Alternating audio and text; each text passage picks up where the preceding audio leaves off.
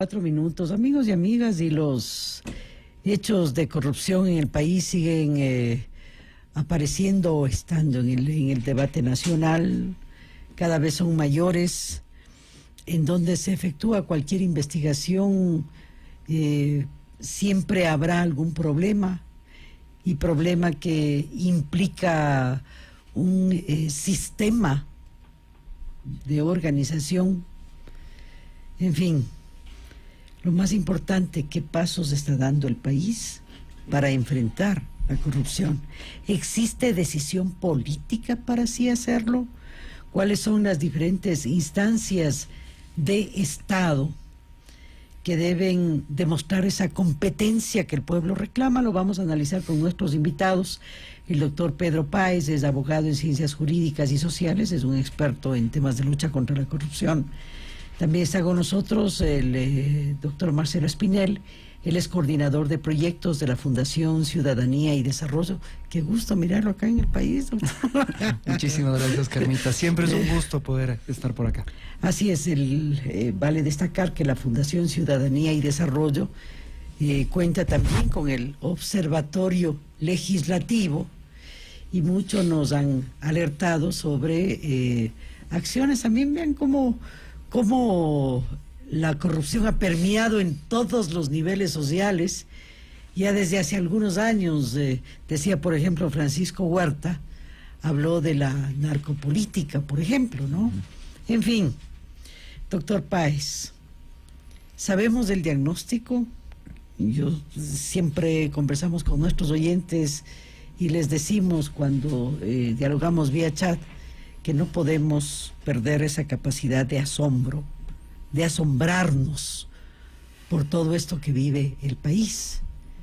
Agudizado estos 10 años pasados, no sé si actuales también, pero ¿cuál es la lectura que usted tiene sobre la lucha contra la corrupción?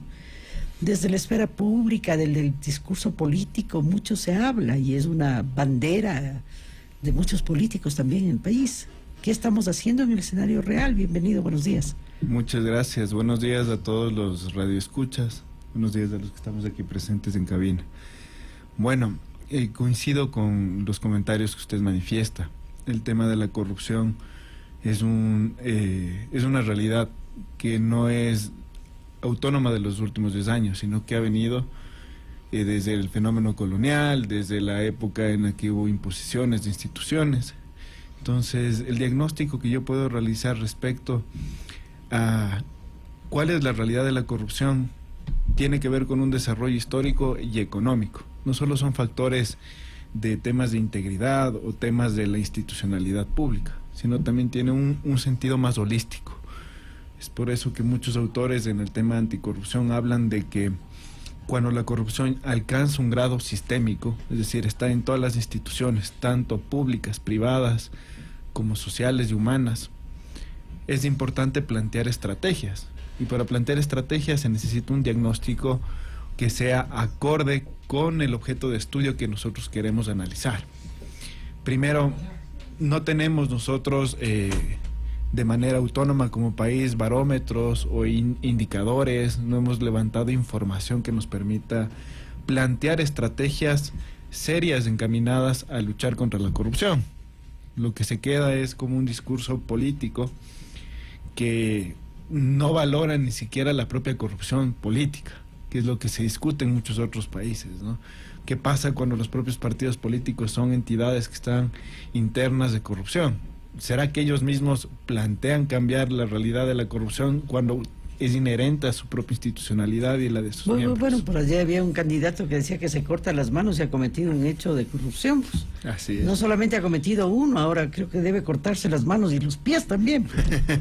Bajo su propia ley. Así es, así es. Ahora, existe, doctor Espinel, ¿existe decisión política por parte del Estado para combatir la corrupción? ¿O estas implicancias hacen que todo el mundo tenga rabo de paja finalmente? Bueno, antes que nada, enviar un cordial y caluroso saludo a tu distinguida audiencia, Carmita. Gracias. Reiterar el gusto de estar por acá. Decisión política existe. Lo que creo que tal vez debemos preguntarnos es qué tan responsable es esta decisión política. Porque la lucha contra la corrupción no tiene que ser utilizada únicamente como un discurso político. La lucha contra la corrupción no tiene que ser utilizada para decir los anteriores fueron corruptos, nosotros somos honestos. Sino que esta decisión política lo que tiene que buscar son decisiones, buscar medidas, propuestas políticas, de política pública, propuesta normativa, que traten de evitar el cometimiento de actos de corrupción en el presente y en el futuro. Esta lucha institucional contra la corrupción es la que va a garantizar, no eliminar este fenómeno, porque creo que eso sería muy ingenuo, Carmita, pero sí por lo menos tratar de reducir su permeabilidad en las distintas ámbitos de la sociedad. Me parece que ahora es metástasis tenemos, ¿no? En Por todos los supuesto niveles. que sí, y tal vez aquí tenemos que tratar de diferenciar los actos de corrupción política, los actos de corrupción menor, que es el día a día que viven los ciudadanos cuando existe una coima a un funcionario público, y también los actos de gran corrupción, que son aquellos que terminan afectando la garantía de los derechos humanos. Escuchaba, por ejemplo, en semanas pasadas varias denuncias, tanto en Ecuador como en Guatemala, de casos de corrupción en la compra de medicinas para el tratamiento de enfermedades incurables. Y esto realmente termina afectando la calidad de vida de la gente. Y eso es lo que tal vez tenemos que empezar a analizarlo, en el sentido de que cuando hablamos de un caso de corrupción decimos, sí, los políticos están enriqueciendo sus bolsillos. Y no solo es eso, se está afectando el cumplimiento de los derechos de los ciudadanos. Cuando se controla la corrupción, cuando se combata la corrupción o cuando ésta es disminuida, se pueden tener mejores escuelas, mejores carreteras, mejores hospitales, se puede garantizar una mejor calidad de vida. Caso contrario, los países no podrán lograr un adecuado desarrollo. Ahora, ¿cómo lograr un cambio? Si es sistémica, si es estructural, se involucra a todas las instancias sociales. ¿Por dónde empezamos, doctor Páez? Bueno, yo creo que, como bien manifestó Marcelo, es una decisión política. Es el poder dentro del sentido del contexto democrático el que tiene que tomar la decisión. Y más que todo tiene que involucrar a todos los sectores, como usted manifiesta. Si es que un sector va a ser el único que va a tener la bandera de la lucha anticorrupción y los otros sectores no se involucran, no va a haber un cambio de la realidad. Entonces, para un problema sistémico se necesita una respuesta sistémica de todos los actores. Y hablando de todos los actores, tiene que tener un fundamento de mucho trabajo social, porque los actores de anticorrupción, por lo menos mi percepción en la actualidad, no es la mayoría, porque cuando existe corrupción normalizada, muchos dirán, bueno, ¿no?, se hizo obra, o estoy cometiendo una conducta corrupta en el sector particular, sí, pero no es delito, no es infracción. Entonces no estoy cometiendo nada al margen de la ley. Con los otros se construyó una obra, pero hubo corrupción, pero se construyó la obra. Exacto. Entonces, y ese es el razonamiento hasta esa ahora, es la ¿no? lógica social. Sí, Así sí, es. bueno, ¿qué gobierno no ha robado? Pero hicieron obra. No puede ser. Ahora, yo ahí veo primero que hay un factor de avance. ¿Un avance en qué sentido? Porque antes no se reconocía la corrupción. Ahora por lo menos se reconoce, ya se identifica. Ahora lo que hay que trabajar es el siguiente paso, que es identificación de un resultado negativo, de rechazo a ese tipo de conductas. Yo creo que dentro del desarrollo y la maduración de la ciudadanía como un actor clave para luchar contra la corrupción, aparte del sector público, es que ya madure este concepto, ¿no? Y si nosotros no lo trabajamos desde la institucionalidad, las organizaciones de la sociedad civil organizada, desde el gran sector empresarial, no vamos a lograr cambios. Tanto así es la discusión que, por ejemplo, la corrupción en los negocios, que es otro ámbito de análisis de la corrupción, no está ni siquiera sancionada ni es discutida acá en el Ecuador, cuando ya en ciertos otros escenarios de comercio, ¿no es cierto?, como la Unión Europea, ya se han establecido medidas y normativa para que se legisle la corrupción en los negocios. Impresionante. Ahora, doctor Espinel, ¿qué hacer frente a esa suerte de apatía social también? Ustedes son una instancia ciudadana. ¿Cómo involucrar y atraer a la ciudadanía para lograr una movilización social que sea parte de la agenda este debate y esta discusión, doctor Espinel? Creo que hay dos puntos ahí que son importantes, Carmita y Pedro. El uno es el que tal vez venimos discutiendo desde hace muchos años y es tratar de empoderar a la gente. Pero es un proceso complicado cuando no hay necesidades básicas satisfechas. ¿A qué me refiero? No podemos decirle a un ciudadano que se empodere de su derecho al acceso a la información pública si sus necesidades de alimentación y educación aún no están satisfechas. Entonces va dentro de una prioridad de necesidades que tienen los individuos y que es normal.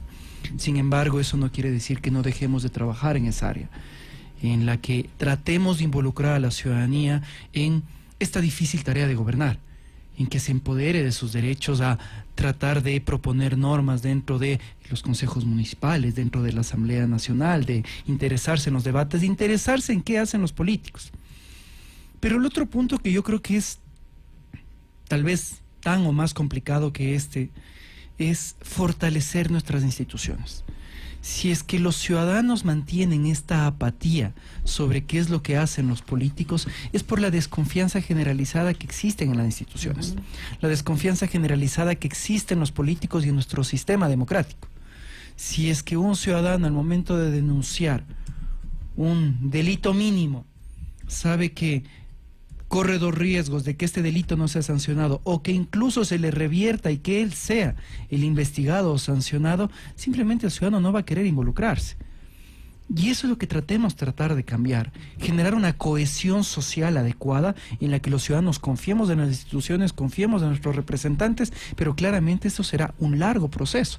Y ahí es cuando tenemos que preguntarnos si es que el proceso de transición que estamos atravesando actualmente como país está apuntando a esto, o si es que tal vez dentro de 10 años volveremos a ser nuevamente un laboratorio de la democracia en la que digamos, no, necesitamos cambiar nuevamente las reglas del juego. Este cambio constante en las reglas del juego es el que hace que el ciudadano también se vuelva apático, porque deja de confiar en su país.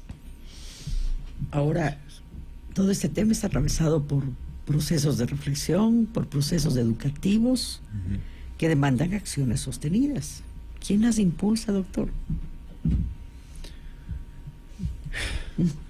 En realidad complicado, ¿no? es un tema complicado, ¿no? Pero yo coincido con Marcelo. Yo creo que la respuesta va por la satisfacción de las necesidades básicas.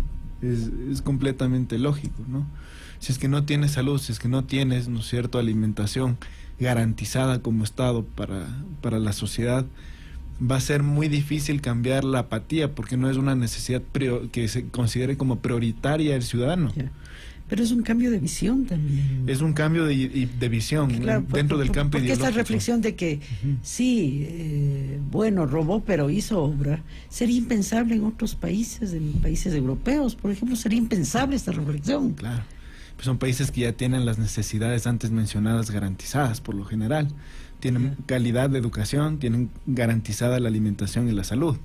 Entonces, en esos escenarios te genera un campo más hábil para poder trabajar en el campo ideológico de formación. Muchas veces se ha planteado que dentro de las mallas curriculares, tanto de educación superior como de educación secundaria, se dé clases o se den materias sobre integridad, por ejemplo, y hacer la diferenciación entre integridad y cívica, que muchas veces el discurso político lo confunde. Entonces, no, vamos a retomar las clases de civismo.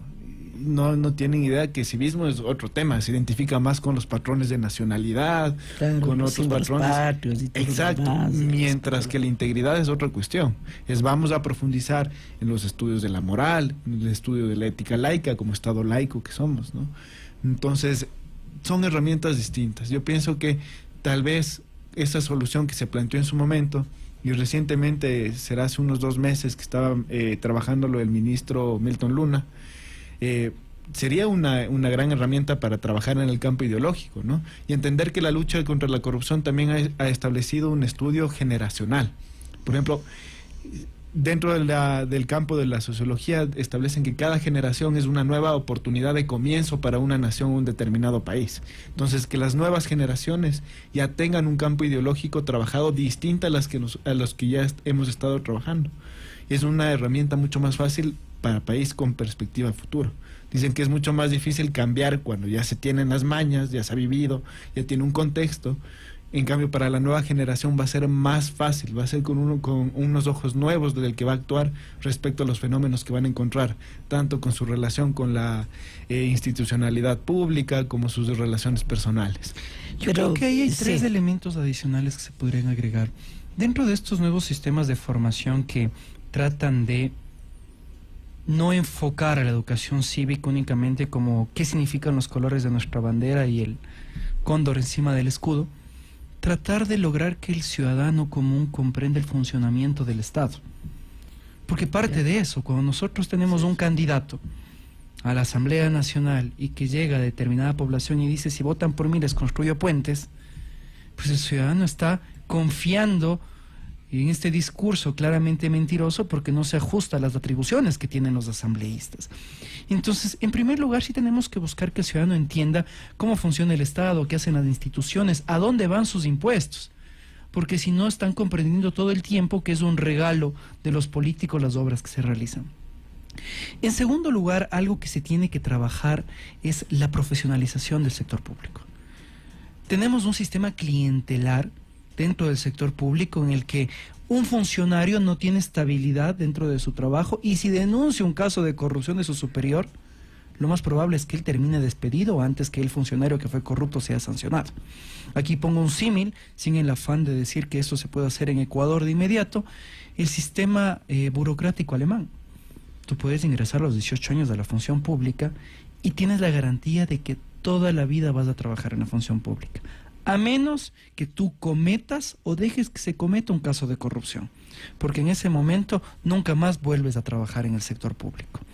Y de esa manera, pues tú garantizas esa estabilidad, tanto al momento de denunciar la corrupción como al momento de cometerla. Y la última, la que creo que es más importante, la transparencia. Si nosotros no tenemos un real acceso a la información pública desde la ciudadanía, desde el sector periodístico o incluso desde los mismos políticos y todos los tomadores de decisiones, no podemos combatir adecuadamente la corrupción. No podemos jactarnos de que existe una gran cantidad de información cuando los mismos periodistas han tenido que dejar de utilizar, por ejemplo, la ley de transparencia y acceso a la información pública porque plantea que la información tiene que entregarse en 15 días a partir de la solicitud. Un periodista, de acuerdo a las lógicas periodistas actuales y al acceso a la información que tenemos a través de las tecnologías de la información, no puede hacer que los ciudadanos esperemos estos 15 días tan largos. Ahora, nos quedan un par de minutitos, muy rápido, doctor Páez. Pero, ¿qué pasa con la institucionalidad también, pues? Porque vivimos ya en la década pasada de concentración de poderes, un manejo total de toda la institucionalidad, y estas son las consecuencias, pues si al menos las instancias de control hubieran funcionado, no estaríamos viviendo lo que hoy se vive. Entonces, este es otro instrumento necesario de fortalecerlo. Han pasado 2 años. Sí, las instituciones de control cumplen un rol clave, pero cumplen un rol no lo considero yo preventivo, sino sancionador en el ámbito de la corrupción. Entonces, las instituciones de control, cuando son captadas, ¿no?, cuando carecen de su independencia, que es característica para poder controlar, tenemos resultados como los que son, ¿no es cierto?, los últimos 10 años, de los que se han venido dando en diferentes momentos históricos del país. Lo importante es lo que dice Marcelo. Si es que se tiene una buena escuela de formación de los funcionarios públicos, el momento de que entre un funcionario que venga a aplicar el poder, ¿no es cierto?, el poder característico como titular de la institución, van a haber limitantes. Va a tener el trabas para poder aplicar actos corruptos dentro de una institución donde los funcionarios están blindados y conocen bien, pero sobre todo que tengan un sistema que les permita estar seguros, que esa inestabilidad laboral, que es la que les produce esta coacción de obedecer, sea limitada. Por ahí sería también pensarlo. Doctor, concluimos con usted, doctor Espinel. Yo creo que es fundamental, hay tantos ejes en el tema. Ustedes hacen un seguimiento permanente en la Asamblea Nacional. ¿Qué decisión hay de, en efecto, dar cambio a toda esta institucionalidad que fue cooptada? Se habla de las leyes de lucha contra la corrupción, hubo todos los escándalos que vivió la Asamblea Nacional. ¿Qué podemos esperar los ecuatorianos? Una pequeña cuña rapidito. Te cuento que en la Fundación, además del Observatorio Legislativo, actualmente tenemos al Observatorio de Gasto Público, al Observatorio Anticorrupción y al Observatorio Judicial. Entonces Perfecto. estamos tratando de hacer lo que tú dices, de promover la transparencia y el combate a la corrupción en las distintas esferas del Estado, porque creemos que a la larga ya ha permeado en todas estas áreas este fenómeno tan lamentable. La Asamblea Nacional creo que durante el año pasado estuvo, pues desafortunadamente, marcada por esta gran cantidad de escándalos de corrupción y no pudo concentrarse en los procesos legislativos que tanto requiere nuestro país. Recordemos también que una primera ley anticorrupción aprobada por la Asamblea Nacional fue vetada totalmente por el Ejecutivo y hasta el momento no ha podido ser avanzado en el debate el proyecto anticorrupción presentado en este caso por el Ejecutivo a la Asamblea Nacional. Creo yo que es necesario analizar con mucho detenimiento las propuestas normativas que se discutirán durante los 2 siguientes años para buscar esta lucha institucional contra la corrupción. No medidas parches, que únicamente lo que digan es hay que regresar a ver atrás y no hacia el futuro. Yo creo que esta lucha contra la corrupción tiene que garantizar lo que hemos comentado el día de hoy: formación ciudadana, protección a los denunciantes de los casos de corrupción, estímulos para quienes están denunciando estos casos de corrupción o espacios en los cuales pueden permear con mayor facilidad a la corrupción. Pero sobre todo, algo que creemos que es fundamental en la lucha contra la corrupción, Carmita: independencia de la justicia. Nosotros no vamos a lograr ni garantía de derechos, ni lucha contra la corrupción, ni recuperación de activos si no tenemos autoridades independientes. Y eso es lo que tiene que buscar el país. Perfecto, muchas gracias por habernos acompañado, a Pedro Páez y a Marcelo Espina. Gracias Muy a ustedes. 8:14, un paréntesis y ya venimos.